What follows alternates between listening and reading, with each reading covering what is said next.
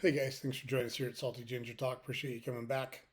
Today we're going to talk about inflation. What is inflation? What causes, or some of the causes of inflation? Is inflation good or bad? And how does it impact us? This was spurred in my mind. It was spurred by the ridiculous uh, price fixing proposal that Vice President Harris floated as a part of her economic policy for her platform for her candidacy for presidency right now. So I can tell you, regardless of industry, price fixing is lunacy. It is an absolute failure every time it's been tried. I rarely use global statements, but I'll use that one. Price fixing will always lead to failure and shortages and a misallocation of resources because no one person or group of people can determine how to allocate those resources better than a free market can. But that's what spurred it on because price fixing will absolutely lead to inflation and or shortages. But we're going to talk about inflation, especially with all of the challenges we've had around inflation. And there's a lot of revisionist history going on now about what brought on the inflation that we've been experiencing. And also just kind of talking about the inflation rate going down. So let's just start there. You've heard now that the inflation rate is lower than it has been. Hey, cool story, bro. But that just means that prices are rising at a slower rate than they were rising previously, and previously they were rising at historically high rates. So to say we're no longer setting records, yeah, I mean, I guess that's progress, but it's not, you know, it doesn't mean that prices have come down. It doesn't mean that things are more affordable. It doesn't mean that tens, if not hundreds of millions of Americans aren't in financial peril based on how things are working. And generally, the causes of inflation are government intervention, my opinion, but there's lots of people that agree with me. We're going to walk through why that is and give examples of what's gone on over the past several decades that led us here. So let's just start with a um, simple definition of inflation. Inflation increases the price of goods and services over time. It is can be caused by a number of factors, but there are several big ones that almost always lead to inflation. With that said, is inflation bad? No, inflation is not bad. In fact, if you look at the U.S. inflation rate since 1929 to current day, I think there's only been 1 or 2 years where there hasn't been inflation. The target inflation rate is typically somewhere between 1 and 2%. It's actually good when prices rise a little bit because if prices don't rise, they either stay the same or fall. When prices fall, it's called deflation. And this is an important point to think about. Now, I have a degree in finance and economics. I've been trained in finance and economics. That's all well and good. Don't ever let anyone confuse you or make things seem more complicated than they are because they are not. Um, this is a typical example of the simplest explanation is almost always the right explanation. So when you have a shortage in demand or an abundance of money supply, you're going to see inflation. And we've seen both of those things in the last several years. And people will argue that, well, it was pandemic related. Okay. I think part of that's true, but I would argue that it's the government reaction to the discovery and spread of COVID-19. And we can argue a lot about whether the government reaction was warranted, if the government reaction was legal, and if the government action was appropriate in response to the impact of COVID 19. And I think there's a wide ranging debate to be had that has been largely censored over the last 4 years around those topics. But to narrowly talk about the prices of inflation or the inflation today, we were talking about deflation. And what would you do if you knew prices were going to drop? You would not purchase, you would wait to purchase. And that's the challenge with deflation. Those of us that are old enough to remember, there was a big concern about Japan. Japan's economy was on the rise in the 80s. They were importing electronics, they were importing cars, and they were their Japan. Sorry, they were the U.S. was importing, Japan was exporting, and Japan's motto was export or die. Right, you got these small islands. They needed to increase their GDP and to provide for their people. They needed to create, manufacture, and export goods and services. They needed to be a net exporter of goods and services, which they were. And so there was a big concern about Japan's economy, or I'm sorry, Japan taking over the world. They were buying all sorts of real estate in the United States, they were buying companies in the United States, and everyone was concerned about Japan. Well, their economy overheated. They had money supply coming in and not enough demand for that money supply. So it drove prices up to the point that they became unaffordable. The labor market cooled, prices were high, wages went down, and prices started to fall. And so Japan went into a very difficult cycle of deflation. They had a very hard time getting out of it, and it was terrible for their economy. So deflation is worse, in my opinion, than inflation. Now, rampant inflation, like we've seen, is going to be crippling if it's not brought under control. We don't learn lessons from it. But you can look at example after example in history, largely countries that attempted socialism or communism that collapsed. Venezuela, Cuba, Russia, Greece, Argentina, all these economies that have collapsed see rampant inflation. Germany after the wars, you see rampant inflation when the money supply unexpectedly increases and there's no goods or increase in goods or services for which that people can use that money supply to spend on.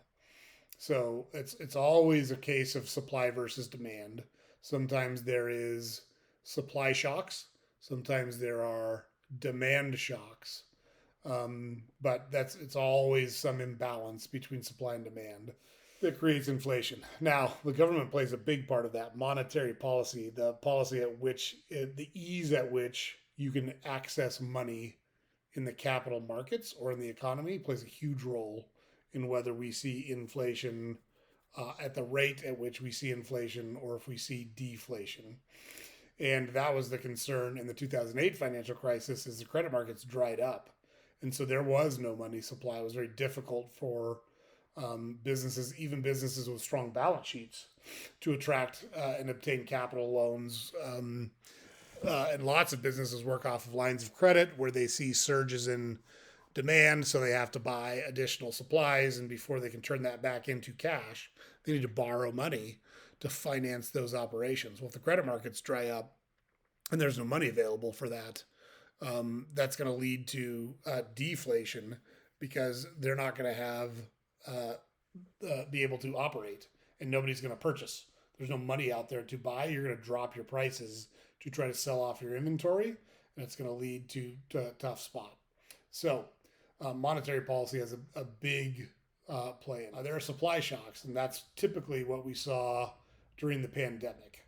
And I would argue that those supply shocks were largely caused by government overreaction to the pandemic. When you close down businesses, when you force people to stay home, when you shut down restaurants, you shut down movie theaters, you shut down schools, you shut down almost every business for a period of time, you're going to see a supply shock. It disrupted the supply chain, and people couldn't buy basic necessities: water, toilet paper, canned vegetables, all of which we saw shortages of during the pandemic. So when there's not enough of something, the demand is higher than the supply, you're going to see prices go up. You're going to see inflation because you're going to get more as a business owner or as a manufacturer. You're going to get more for your product when you know that there's an increase in demand and you can't increase your supply to meet it. You're going to make more money. You're going to charge more money for the inventory that you have.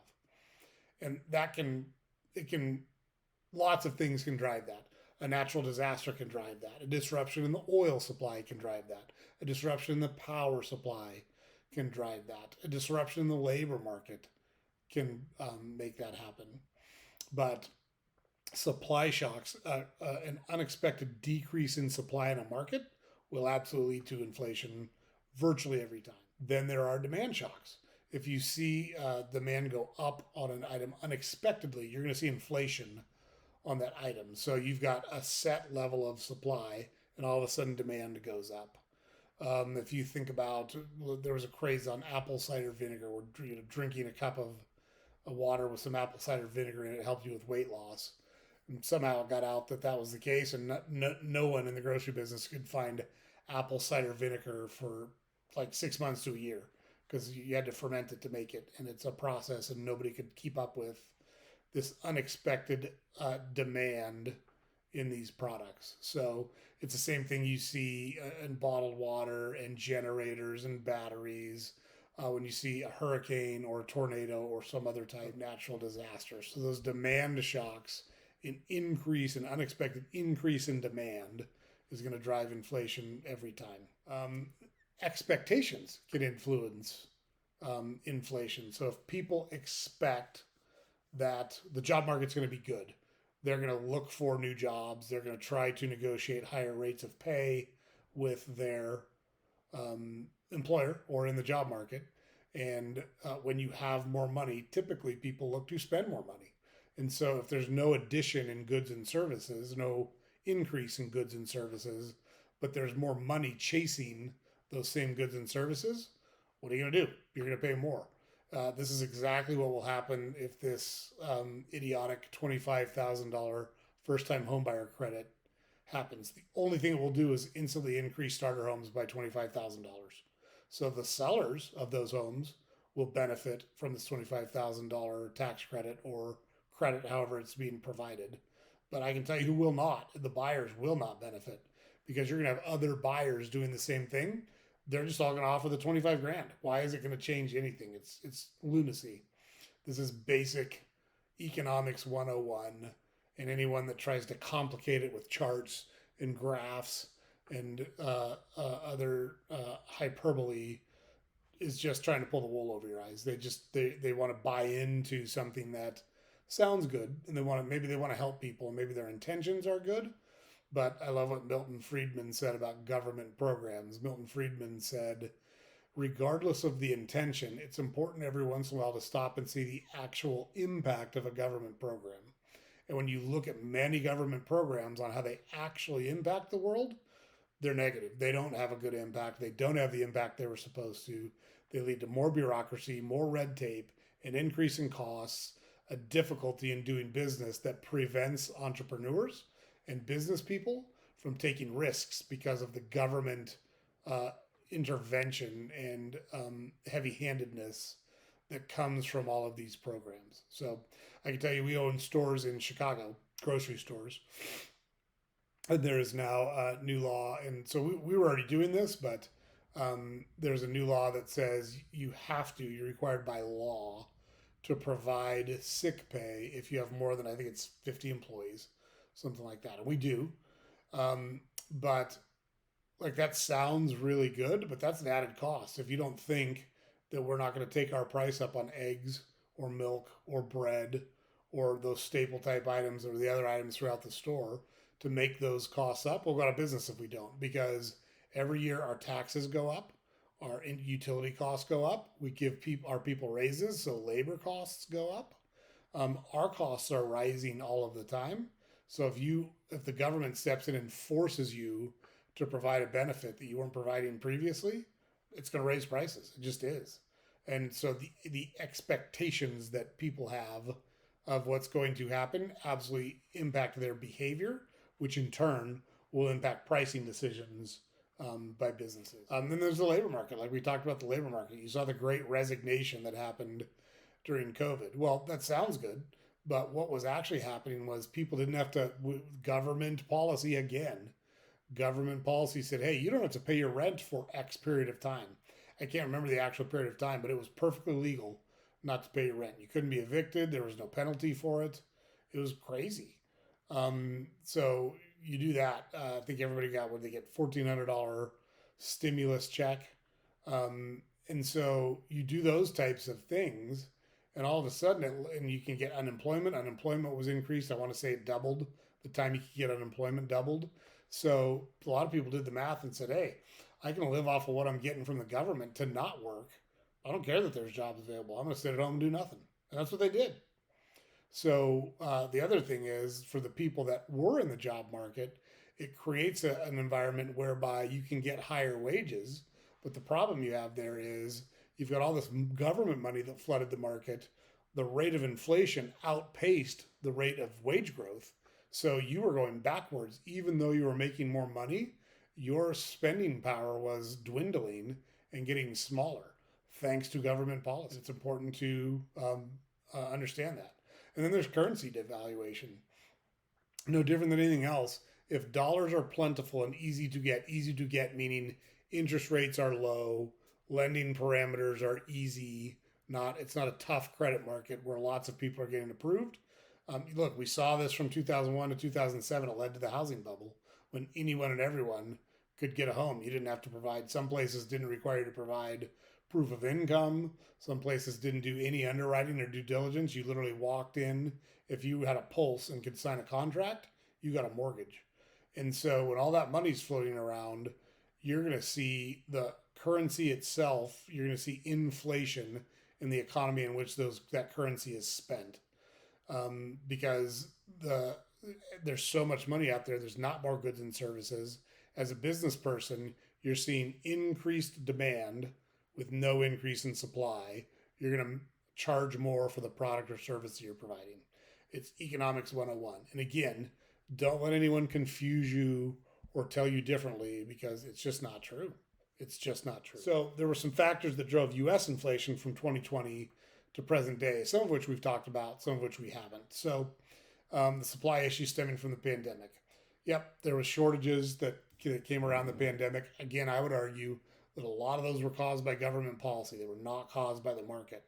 They were caused by disrupting the supply chain, by shutting businesses down, by creating what I consider largely unnecessary restrictions. It didn't help. It didn't stop people from getting COVID. It didn't prevent sick people dying from COVID. And yes, you can pick, there was a healthy 29-year-old that died of COVID.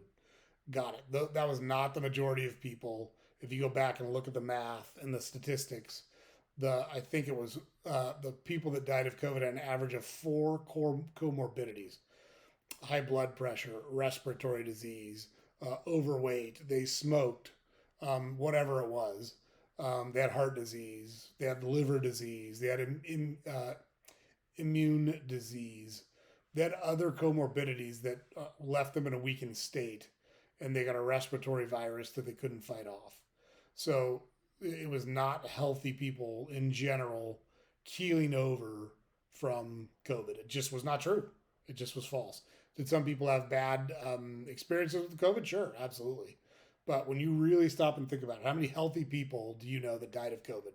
Just you personally. Ask yourself that question. Don't listen to all the noise. Don't listen to all the logic.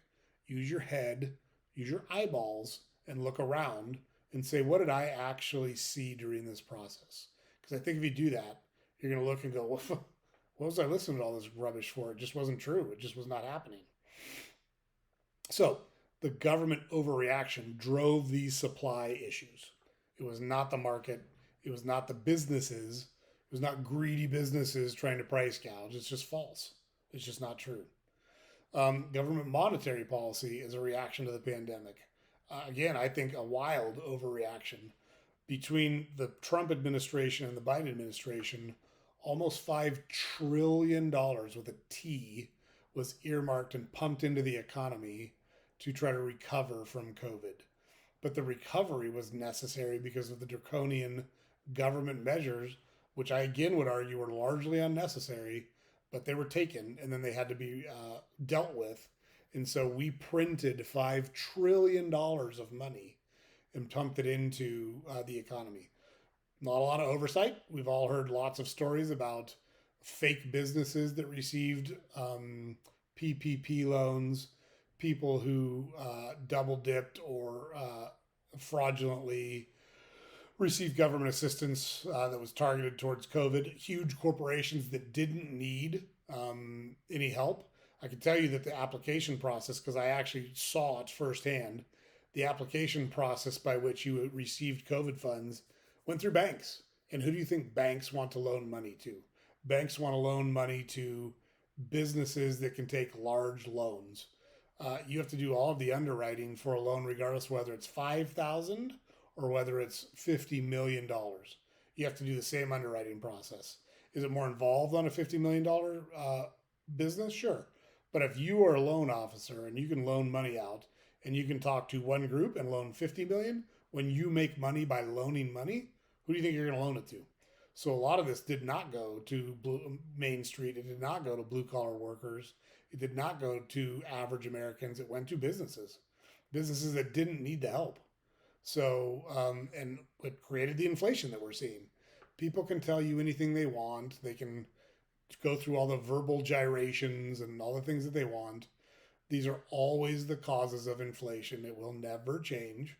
It's always the same thing with inflation. Either supply unexpectedly goes down or demand unexpectedly goes up. And because of that, the price of that particular good or service is impacted by the unexpected imbalance between supply and demand. And most of the things that we're seeing now, in my opinion, are driven by bad governmental policy. The government, in my opinion, should be laissez faire on monetary policy in most circumstances. I don't think that John Maynard Keynes, a famous economist, who argued that it's government stimulus that drives the economy and the market is the beneficiary of the government stimulus. I think it's just false. The government can't create any jobs or create any money without confiscating it from the private sector and redeploying it. So yeah, just not true. So government policy drove a lot of those things during the pandemic. We saw tightening of the job market for the reasons that we talked about previously. If you're getting paid more or equivalent from the government to not work, lots of people will not work. That's how it worked. And then there's this thing called quantitative easing. And quantitative easing really started back in the financial crisis of 2008. And in essence, what quantitative easing is the government, the Fed, prints money and then buys assets in the open market. So think about that, because a lot of what they bought were government bonds. So the government issues a bond. It says, we want to borrow this money from the public. If you invest in these bonds, we'll pay you back whatever the coupon rate is, called 5%. So we'll pay you back on a 5% rate on these bonds. So the government issues the bonds, and then the government prints money and buys back the same bonds. So they've now effectively doubled the amount of money for this bond issuance that they've put into the economy. And that happened from 2008, and that's why interest rates were so low. From 2008 until 2022, I think is when they started raising rates. So for 15 years, the government was pumping money into the economy. So no one should be surprised that there was inflation, because when the government props up the economy and the government makes money that easy to get, and the capital markets the credit markets that easy to access, of course it's going to lead to inflation, because you've got very easy money, large amounts of very easy money chasing the same goods and services. The GDP growth rate was nowhere near the rate at which the money supply increased. So you've got the money supply increasing disproportionately high compared to the GDP, which is the output of all goods and services per capita in the United States. Of course, there's going to be inflation. It's not rocket science. There's no mystery to it. There's no way to point fingers at someone else. You can make lots of arguments that, hey, in 2008, things were tough. We needed to do what we needed to do, or the big banks were going to fail. Okay, maybe, but there was no moral hazard for the people that took wild speculative risks. They got away with it. They were just allowed to get away with it. They didn't have to pay for their consequences. They were bailed out by the government printing money and handing it out. And so what we're seeing now is the cumulative effect of all of those decisions over the past, call it 15 to 20 years. not difficult to understand at all. Inflation is always driven by an imbalance between demand and supply. And in most instances, at least in these instances, it's all been related to, or the vast majority of it has been related to poor government policy and poor monetary policy by the government. So no one should be surprised that we're seeing the inflation that we've seen over the past several years. So we left some links in here just to verify some of the information we talked about. A lot of this isn't rocket science. You get any first year economics book, and it will tell you the same things I just told you. It's never going to be more complicated than that. It's never going to be more um, confusing than that. It's always going to come back to an imbalance of demand and supply. It will always drive inflation or deflation. Always has, always will. They're basic economic theories. They're very predictable. When they happen is difficult to predict, but when you see a set of circumstances, it is not hard to understand the outcome from that set of circumstances. And so the outcome of all the inflation that we've seen in the past several years, not surprising in the least based on all of the poor government planning and poor monetary policy decisions that we saw over the past 2 decades. So I hope you found that helpful, guys. Love to hear your thoughts on things. Feel free to leave us a comment. We respond to every comment. Don't forget to go to our website, saltygingertalk.com. We've got all of our content on there, links to our social media on there. You can also sign up to our newsletter on there and or drop us a note on the website. So thanks again, guys. Appreciate you coming back. Have a good week, and we'll see you next time.